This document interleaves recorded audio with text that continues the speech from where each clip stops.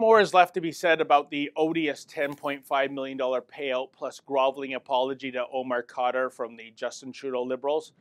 Well, how about this? Evidence would seem to suggest that several Canadian female journalists and lawyers are, in lust with Omar. In fact, the evidence continues to mount. An early example of the fawning over our homegrown Al-Qaeda kid comes from his former lawyer, Bridie Bethel. A few years ago, Bridie was interviewed by Toronto Life magazine, and it was cringe-inducing.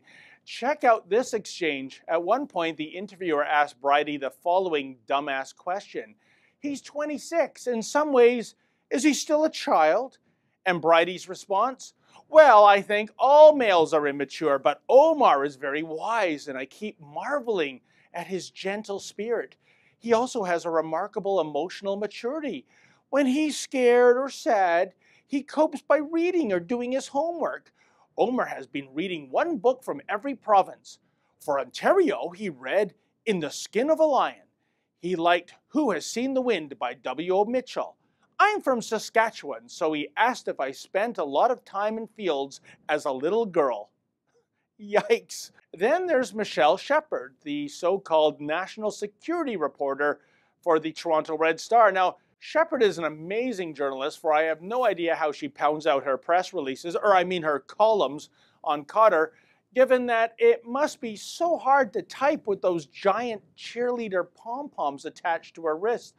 She's apparently in lust with little Omar too, and has gone on to be part of a team that has produced a piece of pornography about Omar called Guantanamo's Child. Here's what Michelle recently told CBC Radio when she was asked what she found to be the most surprising about Omar. Quote, I was surprised by how serene and articulate he was. We didn't edit that much, really. What you see is what you get.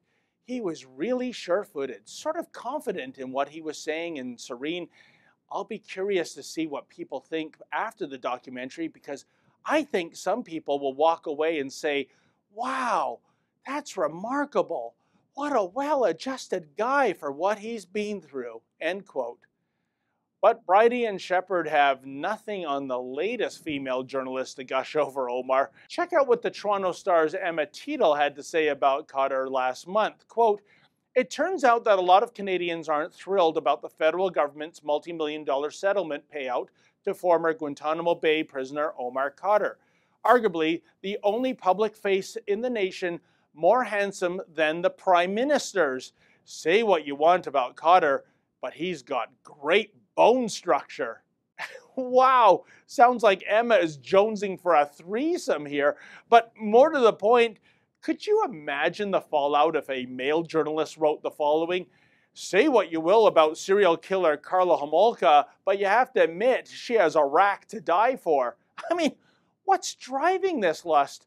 Could it be there's something about the so-called bad boy syndrome that really turns on certain women? This was a phenomenon adroitly addressed in an episode of Seinfeld many moons ago. Stay away from her. I didn't do nothing. Get in the car. You heard me, young lady. Get in the car. And you should know better. I don't want you infecting my staff. Lighten up.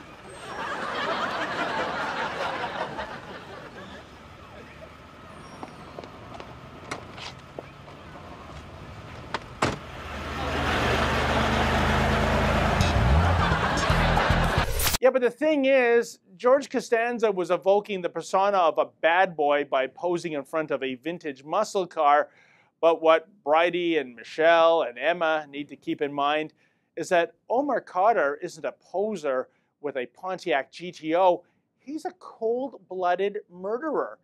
And if that little reality check still doesn't count for anything, ladies, and you're still hell-bent on engaging in some sort of new age Mandingo light horizontal jogging, well, please, get a room already.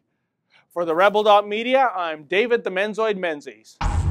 Like what you just saw? Then click subscribe below and never miss another Rebel video.